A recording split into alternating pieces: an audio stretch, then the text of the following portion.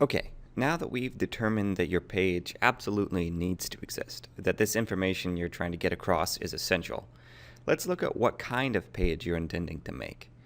Sites work best when they flow from broad information to focused information.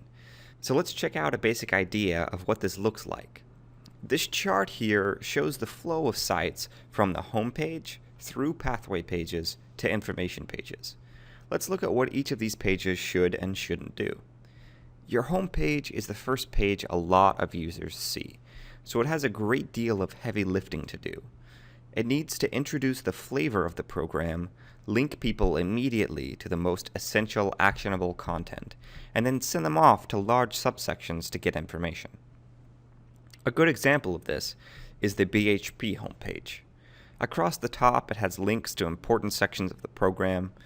On the right here, it gives you actionable links like the Give button and quick content from the blog.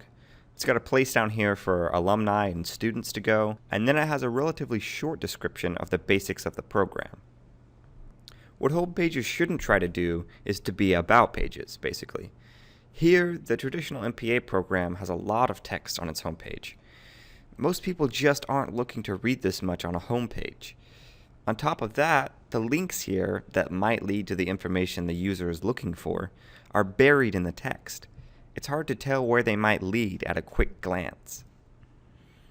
Homepages flow through pathway pages. These are your main pages about large sections in your program or department.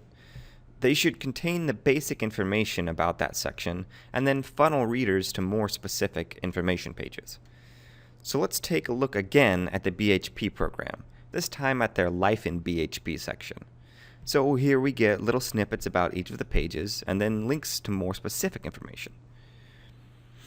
Pathway pages shouldn't try to cram everything onto one page. The MSTC's program information page has a ton of text on it that covers a lot of different ground. Notice that there are still more pages beneath this page in the navigation to the left. This is just too much information for one page. This takes us to information pages. Information pages are where you want the real meat of your content. They need to be about one specific topic, and they should explain that topic clearly and very concisely. Here's a rewrite that I did of the admissions page for the Business Analytics program. It follows a clear progression from before you apply through to the actual application process, and then onto what you need to do after you apply. The text is short and pointed, and it gives steps in a list, so it's easy to see what you need to do next. There's also a big Apply Now button at the top of the page. Information pages shouldn't read or look like novels.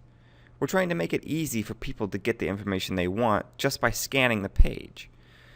So this page here, the Business Analytics page trying to explain the importance of the program, has some great information on it.